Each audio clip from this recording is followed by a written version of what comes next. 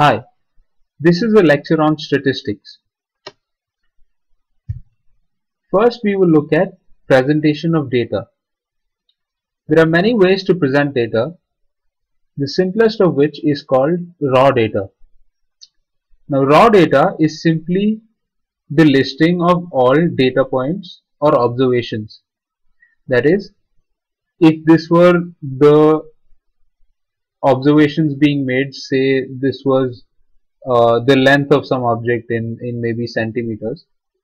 Raw data is simply the listing of all those data points, which is separated by commas or spaces. Now, raw data is fine and is not troublesome when you're talking about the number of observations which are small. But as the number of observations get larger, the problems with raw data become apparent. So even with this size, it's still kind of manageable, but we need to develop better methods to represent data, to present data when the data points are larger or the data points are more numerous. So one of the most primitive ways apart from raw data is ungrouped frequency distribution table. What it does is it looks at every single data point and lists out how many times it has occurred. So this frequency distribution table is actually related to this raw data. So it lists out how many times 10 occurs in the observation, that is, it occurs only once and you can't find it anywhere else.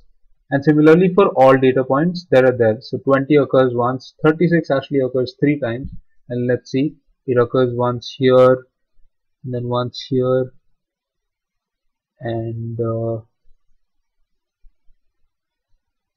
probably somewhere here, right? So you can see that 36 occurs 3 times and similarly 44 times and so on. So this is ungrouped frequency distribution table. This is also useful and is a slight improvement over simple raw data. Now,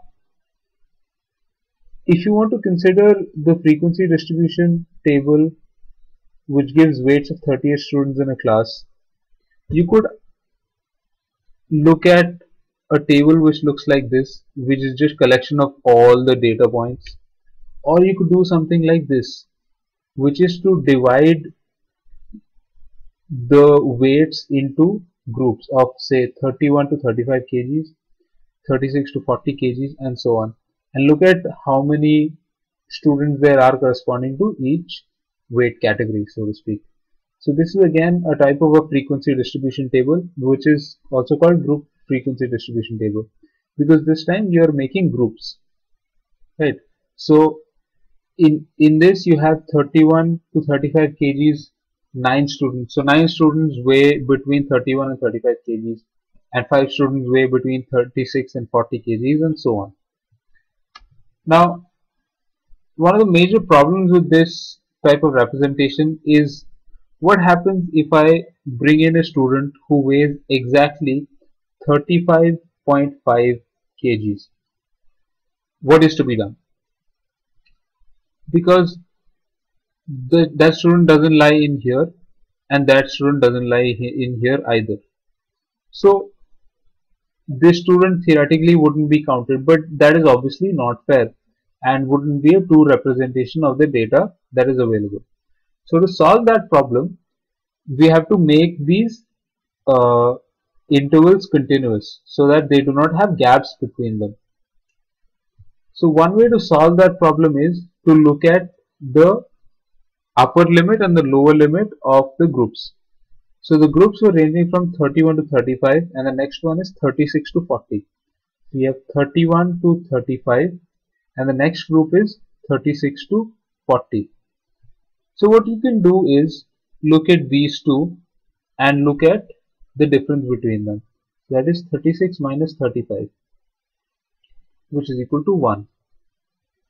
Something that can be done is we divide 1 by 2 and we get 0.5. And we can change this distribution of weights, or change the way groups are represented by a factor of 0.5 to give us a frequency distribution which is continuous. So something we can do is subtract zero point 0.5 from all the lower limits and add zero point 0.5 to all the upper limits. So we would get a frequency distribution which looks like 31 minus zero point 0.5 to 35 plus zero point 0.5, which is actually 30.5 to 35.5. And similarly you have 35.5 to 40.5, and then you go from 40.5 to 45.5, and so on. So now you see how these frequency distributions are actually continuous. But have we solved the problem of a student who weighs 35.5 kgs? We do have inclusion of the data point 35.5, but where do you actually include this? Do you include the data point in this group or in this group? So it turns out that by convention we consider 35.5 in the class 35.5 to 40.5 and not in 30.5 to 35.5. And similarly 40.5 is considered in 40.5 to 45.5 and not in 35.5 to 40.5. So this is some piece of convention that needs to be kept in mind. So finally what we can do is, using our new grouping system, we can write down the new groups that we have made. So that is 30.5 to 35.5, and then from 35.5 to 40.5, and so on. I've basically filled in all the groups possible, and so now we need to fill in the number of students corresponding to each group. So let's say we add two students to this group. One student has the weight 35.5 and the other student has weight say 41 kgs. The student has 35.5 kgs. So how does our frequency distribution table look at the end? So you have 31 to 35, 9 students. And how does it reflect here? You have 31 to 35, you had 9 students, and you added one student with 35.5, but by convention we consider 35.5 in the class which is 35.5 to 40.5. So there will be no change to the class here, and so the number of students will remain 9. Now we go back and look at this. There is 36 to 40, that is 5, but it has been amended and the group has been changed to 35.5 to 40.5, right? So now what we'll get is, you'll have 5 students from here and then the new students with the weight 35.5 in this group. So you write 5, which is actually wrong. You have to write 5 plus 1, that is 6. And similarly you look at this group 41 to 45, which has 14, and it also includes the 41 kg student, and so you have to write 15 instead of 14. So you write 15 here. The rest of the table remains the same. I have filled in the rest of the table for you to see. So initially the total was 38, and because we added 2 students, the total comes out to be 40. And this is how you do a continuous frequency distribution table. Now we look at graphical representation of data. There are mainly 3 representations that we need to discuss, which are in the scope of this course. The first one is called bar graphs. The second one is histograms of uniform width and of varying width. And the third one is frequency polygons. We'll start with bar graphs. Consider this frequency distribution table which lists out the favorite food and the number of people who like this food. So burgers are 3, french fries 6, pizzas 2, noodles 5, and cake 1. And the bar graphs that are made are actually pretty simple, which have the frequency as the y-axis and the other parameter as the x-axis. So let's start by drawing a bar graph.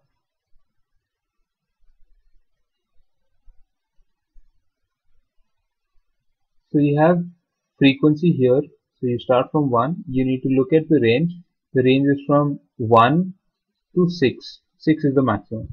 So we'll draw up to 7 just in case. 2, 3, 4, 5, 6, and 7. And so now the way bar graphs are drawn are they just simply rectangles of the height corresponding to the frequency. So burgers are 3, and I'll show you how to draw the bar graph for the burger. So you basically draw a rectangle which is 3 units tall, and so this is burger. And similarly for french fries, the rectangle needs to be 6 units tall. So it will be something like this.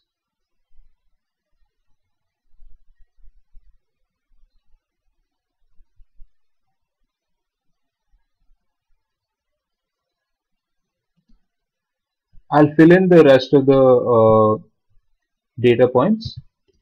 And so this is how the end result of the bar graph would look like, with rectangles with heights corresponding to the frequency or the number of people who like that food. So burger, the rectangle corresponding to burgers is 3 units tall, and the rectangle corresponding to french fries is 6 units, and likewise for pizza, noodle, and cake. Right? So that is the bar graph. You notice how all these rectangles are discrete, and something to keep in mind is that the width of these rectangles really have no meaning or have any bearings as to what the data is. So the width really do not matter in the case of bar graphs. This is a bar graph. But next we will look at histograms.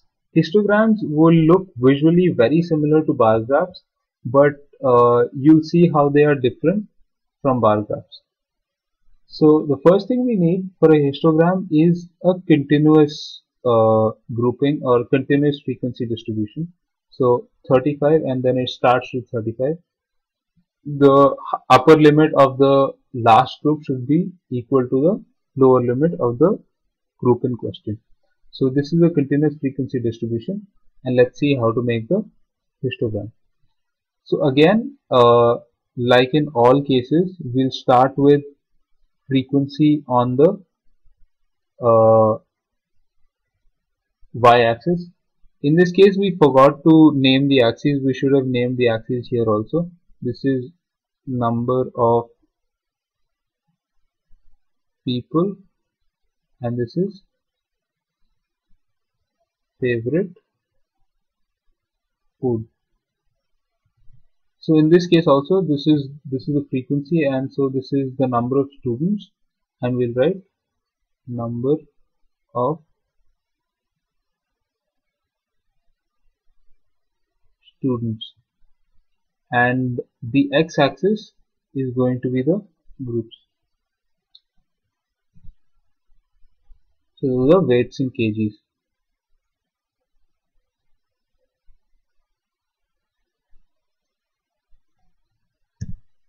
So when we're drawing this, we need to keep in mind the lower and the higher limit of the frequencies.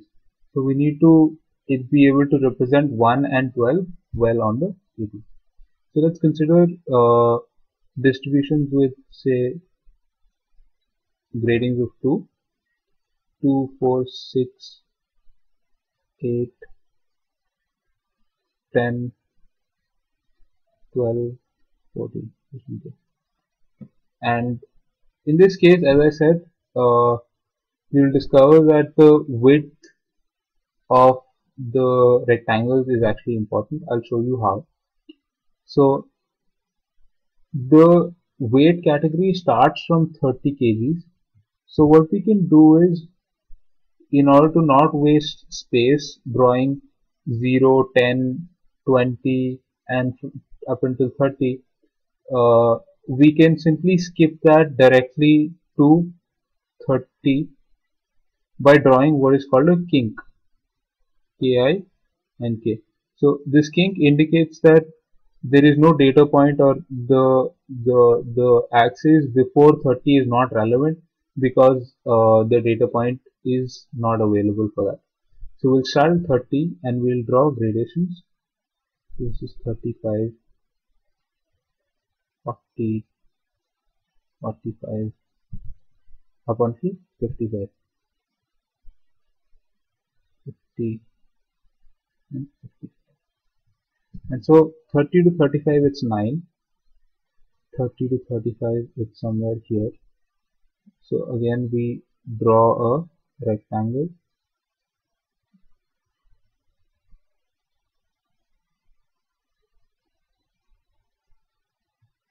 Then it is 5, so it's somewhere here.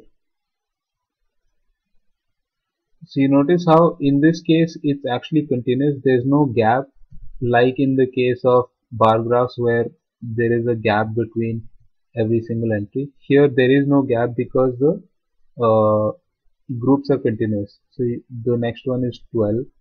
We draw 12.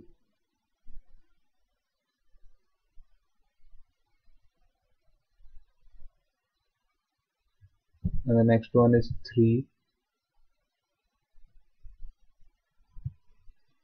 So you draw 3 like so. And the last one is 1. You draw 1 like this.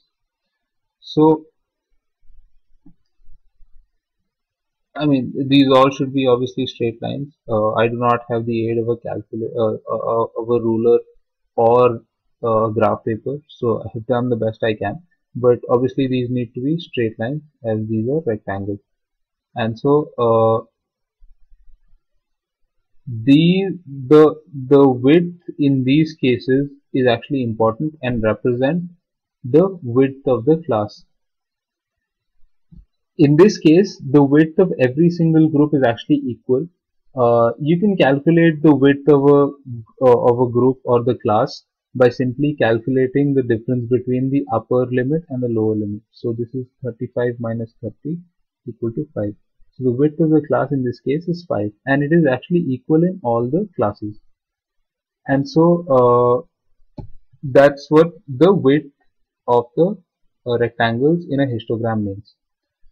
We'll look at more cases of histograms and the last form of representation in a graphical manner, which is frequency polygons, in the next lecture.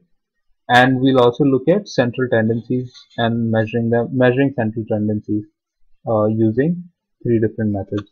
All of that will be covered in the next lecture. For now, this is all. Thank you.